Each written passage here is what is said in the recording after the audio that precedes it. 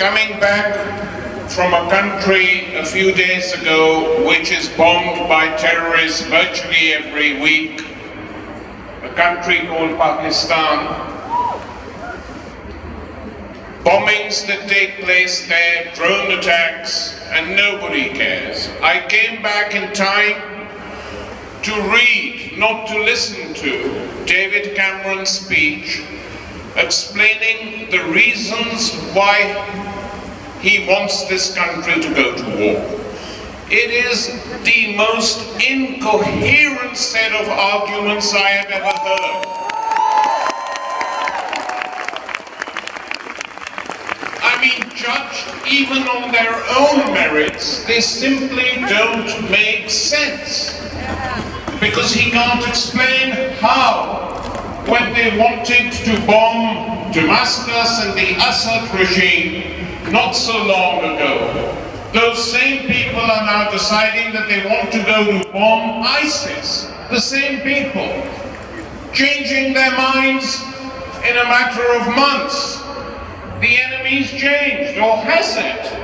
Because let's be straightforward about this. If you want to go and destroy ISIS, there are 2 points to be made. It is difficult to do it, because in parts of Iraq, where this organization does have mass support, as a result of the appalling crimes committed against a section of the Sunni population by the Maliki regime, imposed on Iraq by the occupation of that country, they do support it. They have 50 to 60,000 soldiers. So it's not going to be easy. Secondly, in order to get rid of ISIS, you have to get rid of the conditions that created ISIS.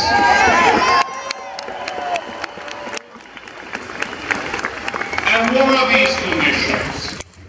That since 2003, to now, 2015, count the years, the war in this region of the Middle East has gone on longer than the First World War, longer than the Second World War.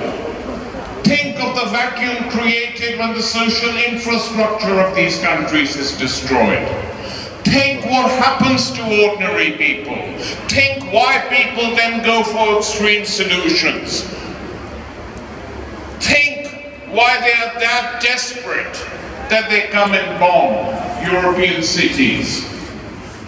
They don't just do it, and they have their own reasons. We don't agree with them. We don't agree that this is the way to proceed. But who created this vacuum in the Middle East? The occupation of Iran created this vacuum in the Middle East.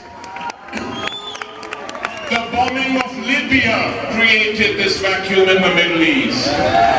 We now hear today from the former the socialist French foreign minister of some years ago, Roland Dumas, that the plan to invade Syria, the plan to break up this regime was in motion long before there was any mass activity in Syria at all. That's what they're telling us. The American general, Wesley Clark, describes how he walked into the Pentagon and during the Afghan war and was called in by another general into the adjoining room and told, "Hey Wes, this isn't the only war, we've got 5 other countries on our list."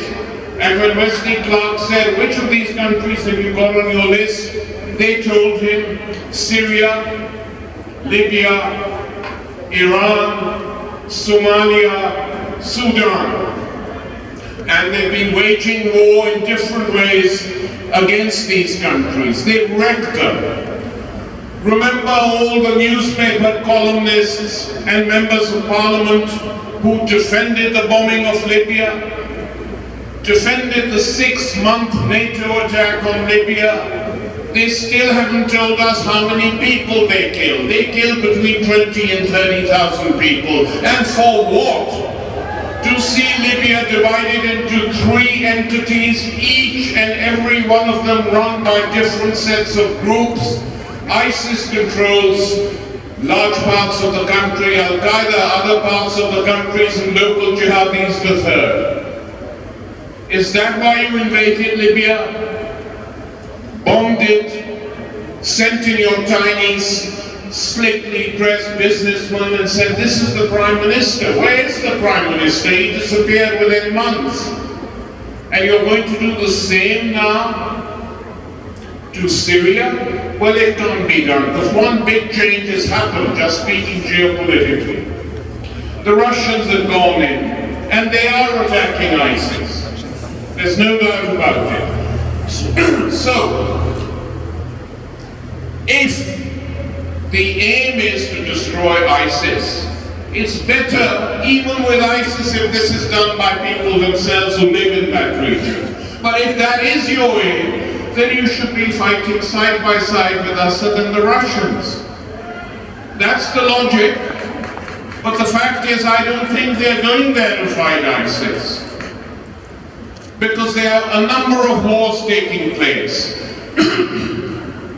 There's the war in Syria between the embattled Assad regime and the jihadi groups.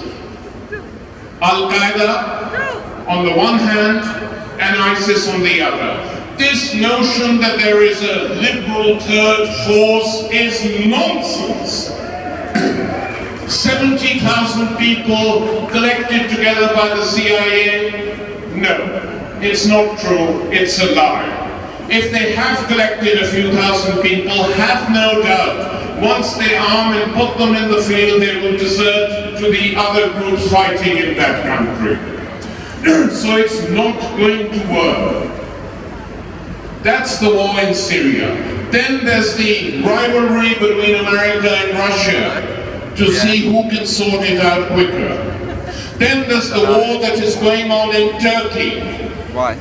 Between Erdogan on the one hand and the Kurdish population on the other. And then there is the war in Britain. Let us not forget. The war waged by the overwhelming bulk of the British media to try and get rid of Jeremy Corbyn as leader of the Labour Party.